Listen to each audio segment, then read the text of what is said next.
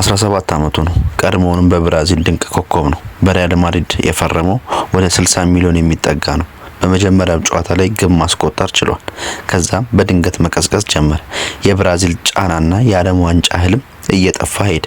ስለዚህ ኤንድሪክ ላይ ምን እየሆነ ነው? ዛሬ ሙሉ ታሪኩን እናያለን። ኤንድሪክ ፊሊፕ ሞሬራ ዲ ሶልሳ በጁላይ 21 2006 በብራዚል ተወለደ።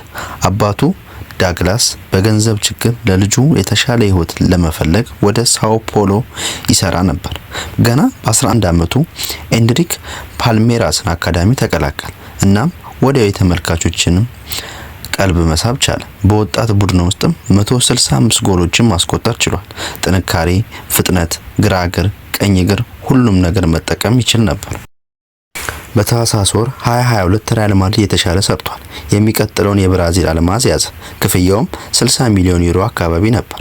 ነገር ግን ጉርሻ ነበር። በመጨረሻም ኤንድሪክ ጁላይ 2024 ወደ ስፔን ሲገባ ሁሉም አይኖች በእርሱ ላይ ነበሩ።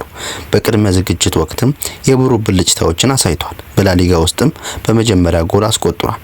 በሻምፒዮንስ ሊግንም ጨምሮ ዓለም እርግጠኛ ነበረች ይሄ ልጅ የሚቀጥለው ልዑል ኮከብ ነው ተብሎ ነበር። ነገር ግን ነገሮች ተቀየሩ። ኤንድሪክ ደቂቃ ማግኘት አቆመ። በሊጉም ጨዋታዎች 5 ደቂቃ፣ 7 ደቂቃ፣ አንዳንዴም ምንም አያገኝም። ደጋፊዎች ግራ ገባቸው። የብራዚል ሚዲያዎች መደናቀጥ ጀመሩ። ወሬውም ማደግ ጀመረ። ሙፓፔ፣ ቪኒየስ፣ ሮድሪጎ፣ ቤሊንጋም ሁሉም ከ17 ዓመት ልጅ ይቀርማሉ። 1 ታክቲካዊ ስርዓት ዣቪ አሎንሶ መዋቅርና ዲሲፕሊንን ይመርጣል። ኤንድሪክ አሁንም አውሮፓን እየተማረ ነው። ማድሪድ በወጣት ተጫዋቾች አይቸኩልም። ምክንያት 2 ኤንድሪክ በዚህ የውድድር ዘመን መጀመሪያ ላይ መጠነኛ ጉዳት አጋጥሞት ነበር። ከባድ አይደለም፣ ነገር ግን ፍጥነት ለመቀነስ በቂ ነው። ምክንያት 3 እሱ ልጅ ነው፣ እያደገ ነው። ሪያል ማድሪድ ደግሞ እየጠበቀው። ኤንድሪክ በመጫወት ላይ ያለ ወሬው ፈነዳ። ብዙ ዘገባዎች እንደሚያሳዩት ሪያል ማድሪድ በጥር ወር እሱን በብድር ለመስጠት እያሰበ እንደሆነ ተነገረ። ሊዮ ደግሞ ዋነኛ እጩ ነው። ለምን ሊዮ እጩ ሆነ? አንደኛ የጨዋታ ጊዜ ዋስትና ይሰጣሉ። 2 አጥቂ ያስፈልጋቸዋል። 3 ከአውሮፓ ጋር እንዲላመድ ሊረዱት ይችላሉ። የመጫወቻ ጊዜ አንቀጽ ሪፖርቶች እንደሚሉት ማድሪድ ኤንድሪክን በበቂ ሁኔታ ካልተጫወተ ሊዮ ተጨማሪ መክፈል ያለበት አንቀጽ ይፈልጋል። ይህም የሚያሳየው ለሱ ምን ያህል ዋጋ እንደሚሰጡ ነው።